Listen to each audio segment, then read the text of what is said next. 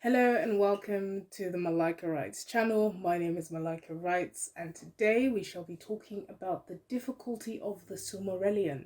I saw a meme on Pinterest saying that the preface for the works edited by Christopher Tolkien can actually be summarized as Christopher saying, "I tried my best with my father's notes. This is the best I can do. Here you go." Naturally, I found this hilarious because it's actually true.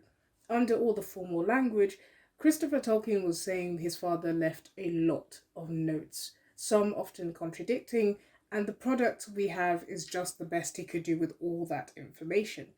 Because I like to do unnecessary things, I decided to delve into why exactly Tolkien did so much writing and why the Silmarillion can be perceived as difficult. Um, yes, he wanted to write a story around this nifty language he made up, but surely it would not mean ending up in endless piles of notes. Don't get me wrong, the rewriting process and editing process is hectic enough, but Tolkien is a somewhat special case. So, after some reflection, during which I tried to replicate Tolkien's process of creating a language and crafting a story around it, I can only say my respect for the man has increased immensely. It's no joke. The difficulty with the Silmarillion comes down to three main factors: mythology, the novel, and perspective. First off, what is a myth? A myth, in the particular context we're looking at it, is a traditional story, especially one concerning the early history of a people or explaining a natural or social phenomenon, and typically involving supernatural beings or events. Or to simplify, it's a traditional story about why things are the way they are and how they came to be. The Silmarillion details the mythology of Middle Earth. It has often been said that the Lord of the Rings and everything attached to it is the mythology for England, which is true, hence why it ends with the elves leaving and the Hobbit. And in The Hobbit, Tolkien mentions that goblins probably had a hand in creating tanks.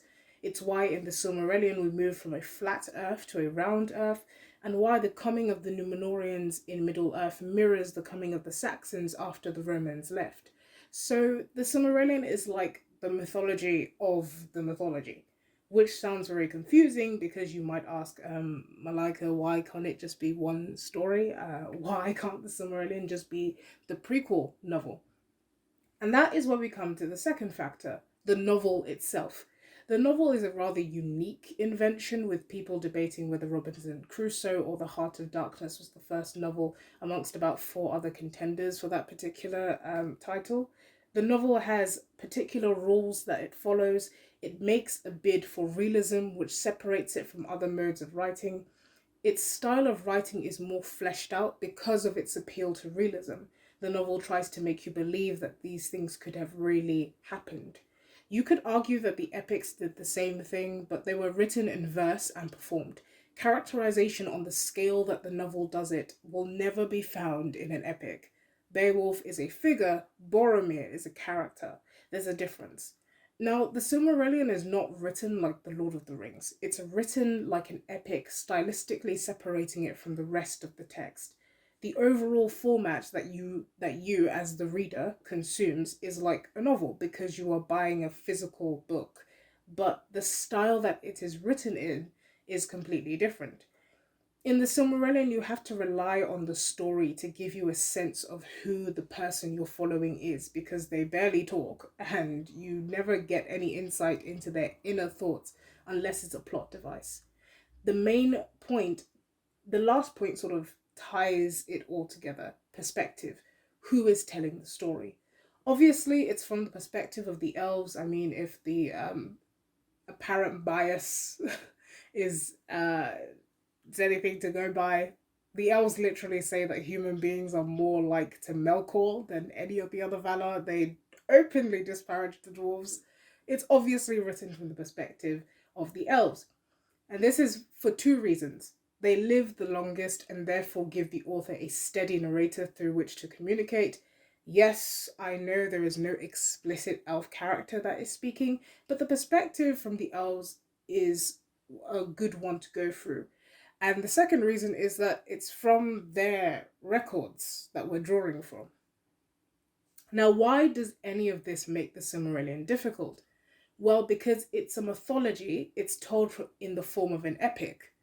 And because it's from the perspective of the elves, it's written like a record, meaning by the time you get through the slew of names, if you're not an avid reader, you might actually break a sweat.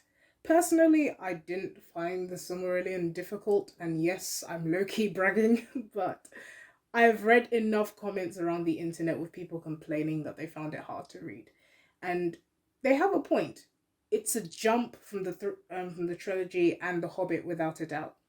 And the difficulty of it is evident in the fact that Tolkien kept making so many changes. It's why we have a version of the Silmarillion where Feanor accidentally kills one of his sons, or the fact that Gil-galad has been dubbed somebody's son by the fandom. The thing about crafting a story around a language is that the story has to be strong enough to support the language, and the language must change over time, meaning events must take place in your story to change the language. It's no wonder the story spiraled into this beloved giant that we enjoy today. So that is my take on why the Silmarillion is that difficult. To others, this probably is just me overthinking, but I think it's a nice way of explaining all the factors that, or just the three main factors that come into play as to why the Silmarillion is written the way it's written and why it's different from the trilogy and The Hobbit. The obvious reason being that Tolkien didn't actually he didn't actually write the copy of the Silmarillion that we have access to today. It's his son that wrote it. So that's another factor. But I think those three main ones, the fact that it's a mythology, the fact that it's put in a novel format, and also the fact that it's told from the perspective of the elves is what makes the Silmarillion what it is and why it has such a different tone to the trilogy, other than the obvious human or real life issues like Tolkien writing the Lord of the Rings and then kind of going back to the Silmarillion and having to go back and forth. That's why the project is such a massive one. It's a huge story, and I think all of these factors combine to make the Silmarillion what it is. And I personally wouldn't change it. I think um, the variety helps. I personally choose to believe that Gil-galad is Fingon's son.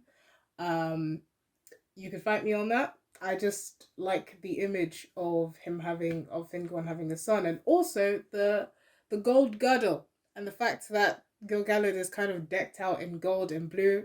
Those were Fingon's colours. Just saying. Okay, so that's enough from me for today. Thank you very much for listening to this video. I hope you have enjoyed it. This has been the Malika Writes channel, and I hope you have a lovely day.